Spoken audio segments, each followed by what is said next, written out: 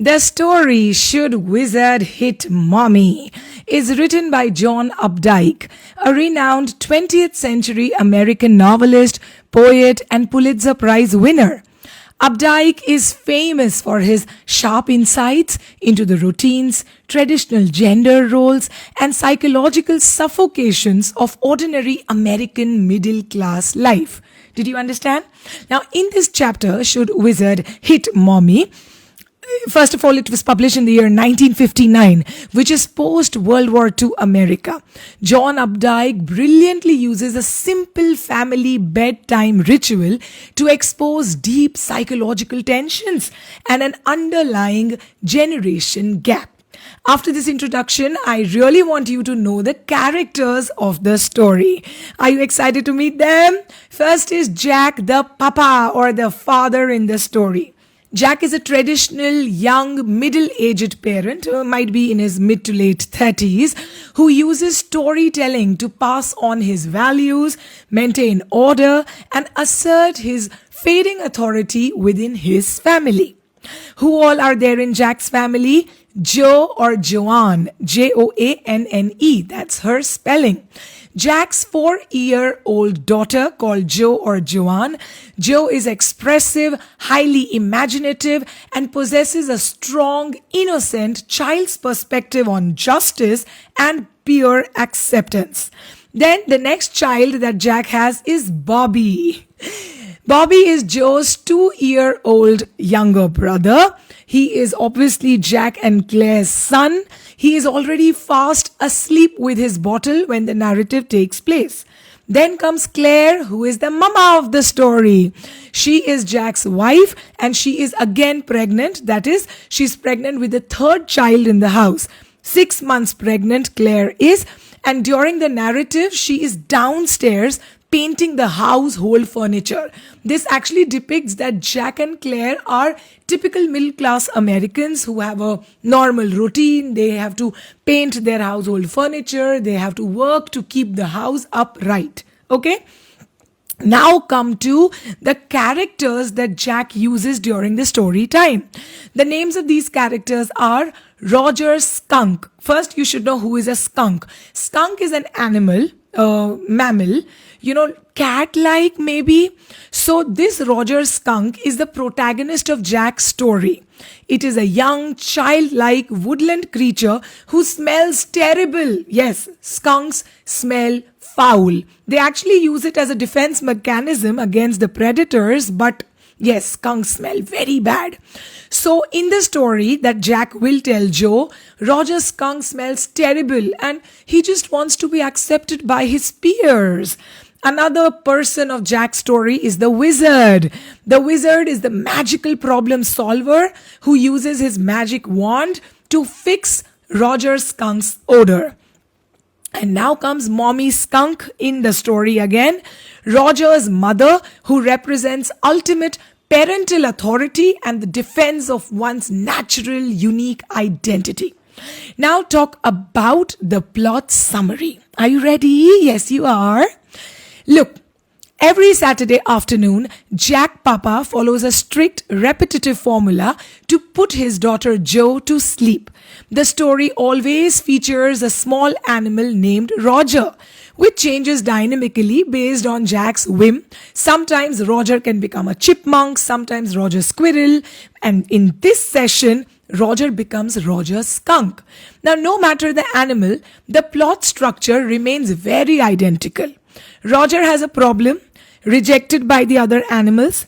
Roger visits the wise old owl, who then sends him to the wizard. The wizard solves the problem using a magical spell, takes payment in pennies, and then Roger lives happily ever after. Now, on this day, Roger Skunk's problem is his foul natural odor. Understand, Mama Claire is downstairs painting the furniture, whereas Jack and Joe are upstairs in a dark bedroom. And in this story, Jack says that Roger Skunk has a problem because it is his foul natural odor. The other woodland animals run away from him, leaving him isolated and crying. Joe deeply sympathizes with Roger Skunk's loneliness. Following the routine, Roger visits the wizard, who uses his wand to change the bad odor into the sweet smell of roses. Roger returns to the woods and the animals happily play games with him like tag and baseball. Oh, Joy is absolutely thrilled when Jack says all this. However, now, Jack introduces a very sharp twist in his bedtime story. He says that when Roger Skunk goes home, Mommy Skunk is furious. She hates the fake smell of roses and demands that her son retain his natural identity and natural foul odor. She. So she takes Roger's son back to the wizard and hits wizard right over his head with an umbrella, ordering him to change her son back into a smelly skunk. Oh my God. Jo is completely outraged by her father's ending of this story. Jo views the mother skunk's actions as stupid and unfair. Jo demands that Jack Papa changes the ending the next day so that the wizard hits the mommy back. Jack firmly refuses, asserting that a mother always knows what is right for her child. The story ends in a complete stalemate. Jack walks downstairs to help his wife, feeling profoundly weary, trapped in an ugly middle position where he can neither satisfy his domestic duties downstairs nor maintain absolute authority over his growing daughter upstairs. My God, this was such a good story, such a good story. Understand the themes here. First is adult perspective versus child perspective, right? Second is parental authority and control. These are the themes. And now we have to do the question answers. Are you excited? Let's start. Please look at the textual questions. We will do all the question answers. Write these answers in your board exams and you will get such good marks. And then come and tell me your result. Listen now. Question number 1. What is the moral issue that the story raises? Answer. The story, Should Wizard Hit Mommy, raises a profound ethical issue. Should parents impose their own perspectives on their children, or should children be allowed the freedom to form their own identity? This story highlights the conflict between two viewpoints. First, the child's perspective, that is Joe's perspective.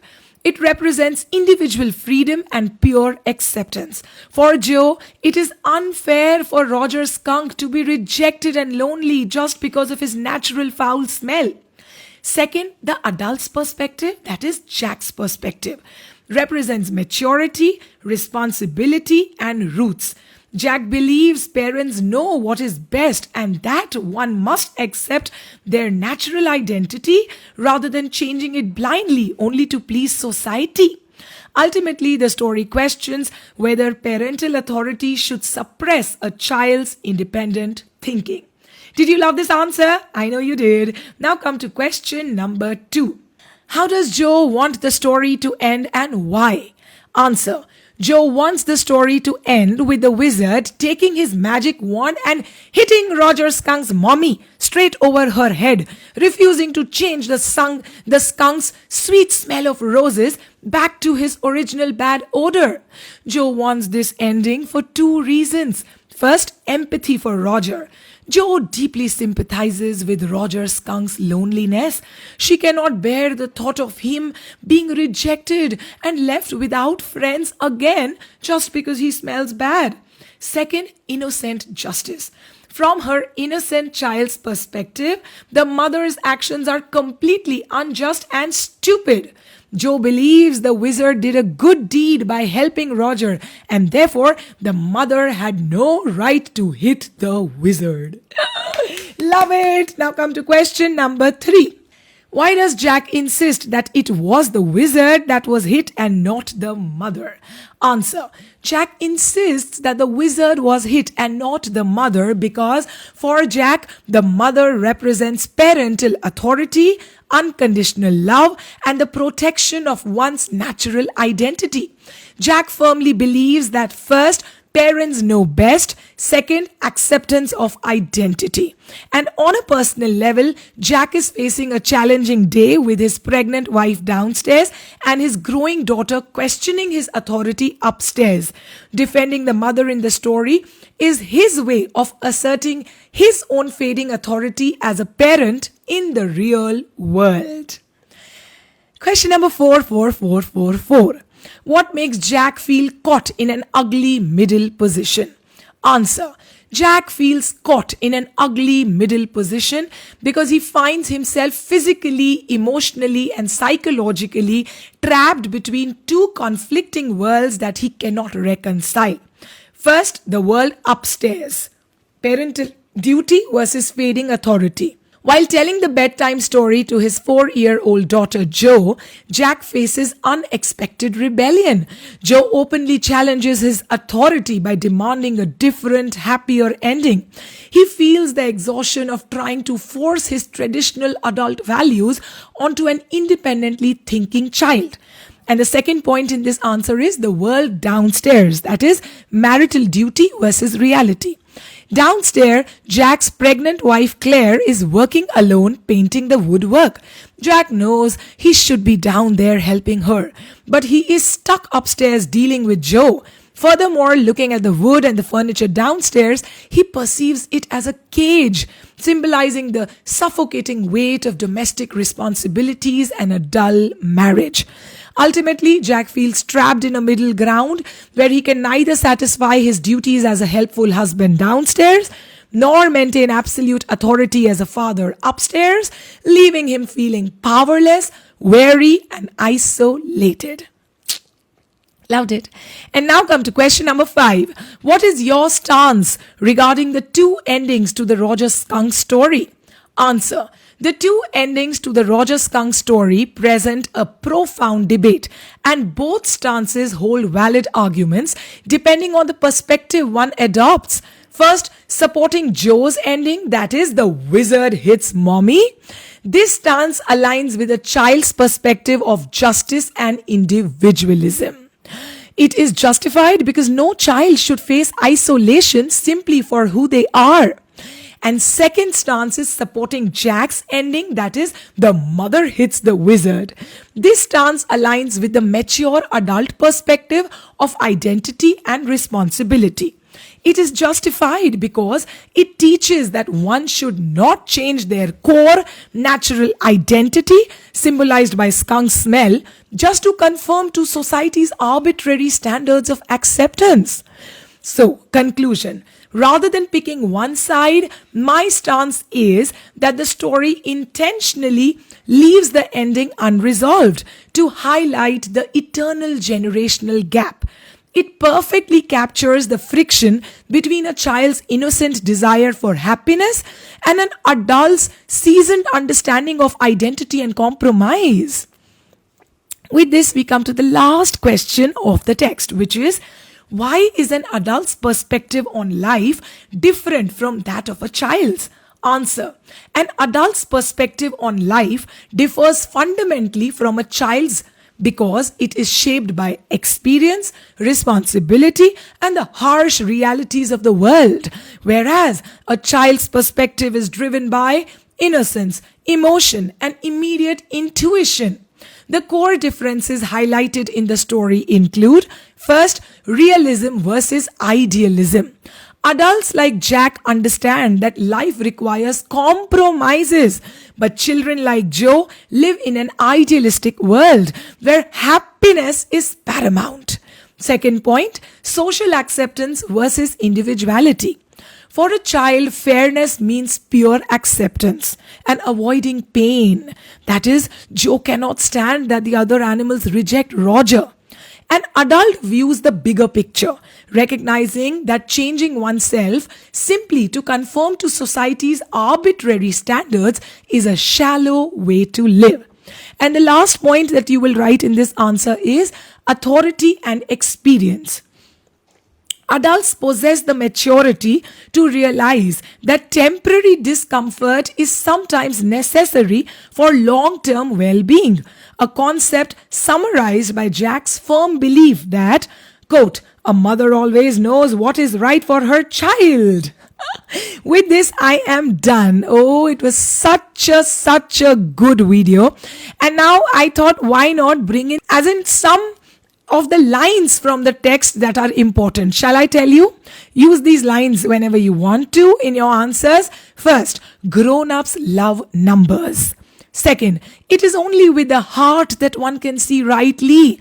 What is essential is invisible to the eye. Third, you become responsible forever for what you have tamed. Fourth, all grown-ups were once children, but only few of them remember it. Done! I hope you loved it. This is Heena. Take very good care of yourself. If you love this video, please subscribe to my channel, Tell a Tale with Heena. Bye.